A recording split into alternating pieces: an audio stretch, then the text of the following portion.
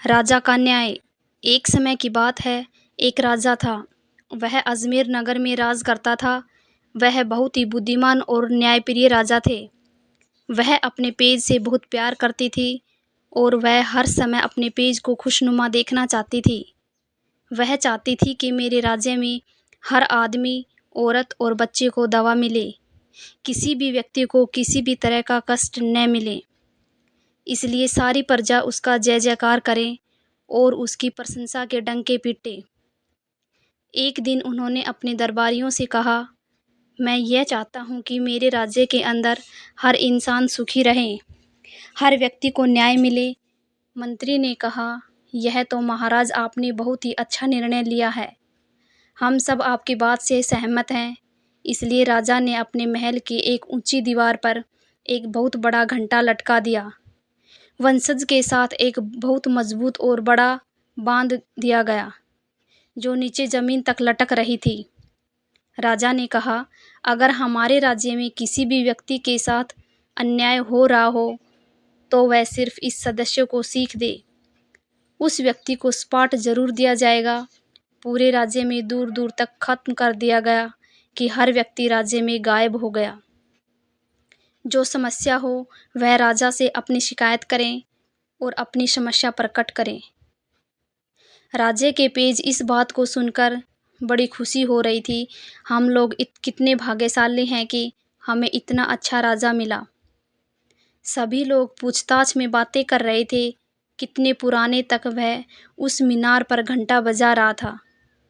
इन सालों के अंत में वह कई बार घंटा बजाता था। राजा ने अपना वचन पूरा किया और आने वाले की शिकायत को सुना। उसने पूरी कोशिश की कि लोगों की समस्याओं का समाधान हो और हर इंसान को पूरा पूरा मिले। अब वह काफ़ी पुरानी हो चुकी थी, इसलिए वह भी पड़ी थी। राजा ने अपनी सेना से कहा, तुम लोग इस पुराने युग की जगह नई युग में बांध दे। राजा के आदेश पर उस पुराने और टेढ़े मेढ़े टुकड़ों को हटा दिया गया था, लेकिन उसके स्थान पर रहने के स्थान पर ही मोटी गांठें नहीं मिली जैसे पहले लगी थी। सेवकों ने सोचा, क्यों न हम इसी जगह एक मोटी सी पत्थरों की बेल लगाएंगे। जब तक इस प्रकार की मोटी और मजबूत लाठी आएगी, तब तक यह लटकी रहेगी। इसलिए उन्होंने एक लंबी और मोटी लकड़ी की बेल, जो बहुत मजबूत थी, कैटी और टुकड़े ने उसे बांध लिया। जल्दी ही उस पर छोटे छोटे नए कोपलेन हांगकांग ऊपर से नीचे तक हरी भरी हो जाने और लंबी जमीन पर जंगल की वजह से वह अब काफ़ी खूबसूरत दे रही थी। उसकी शोभा दृष्टि ही शानदार थी। उसी राज्य में एक बूढ़ा सैनिक भी रहता था।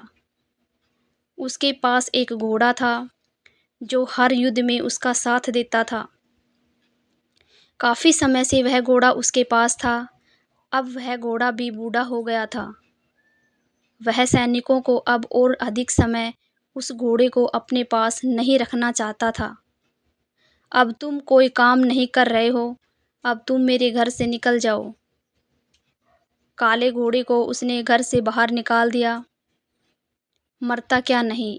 घोड़ा घोड़ा दुखिया मन को महसूस कर यह सोचा हुआ नगर की तरफ चल दिया कि अब क्या होगा, अब वह कहाँ रहेगा, क्या खाएगा। यही सोच सोचकर वह परेशान सा घूम रहा था।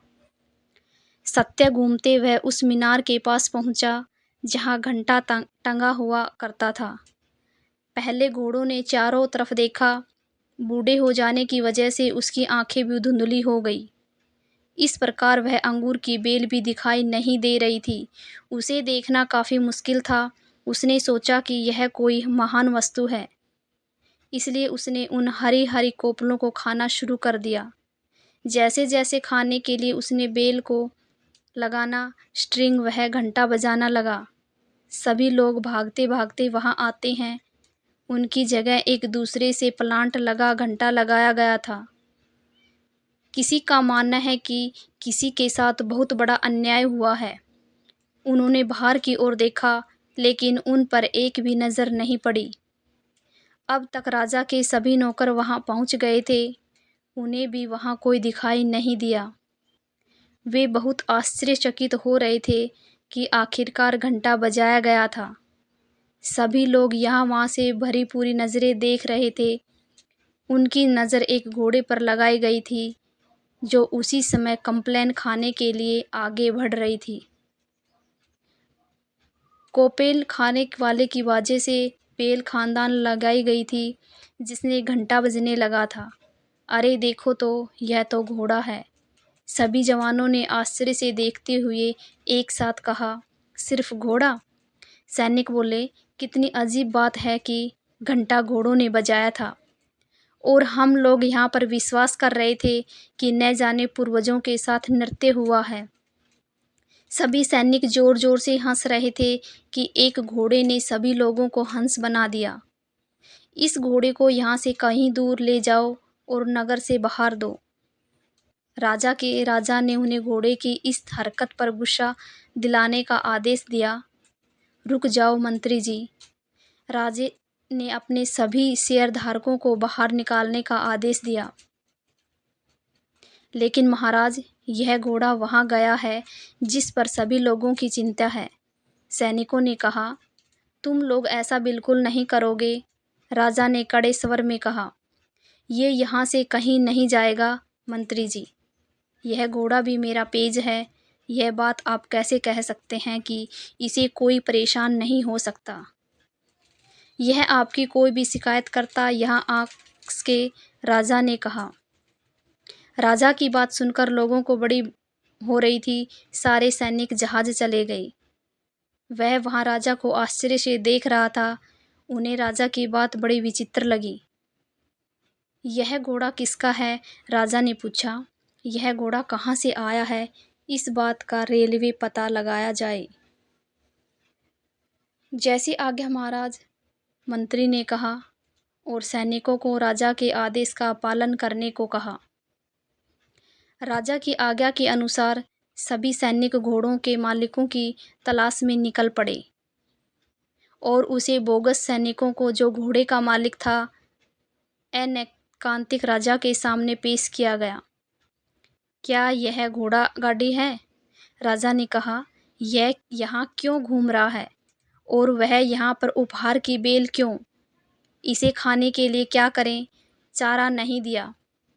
राजा की बात से सैनिकों का सिर शर्म से झुक गया।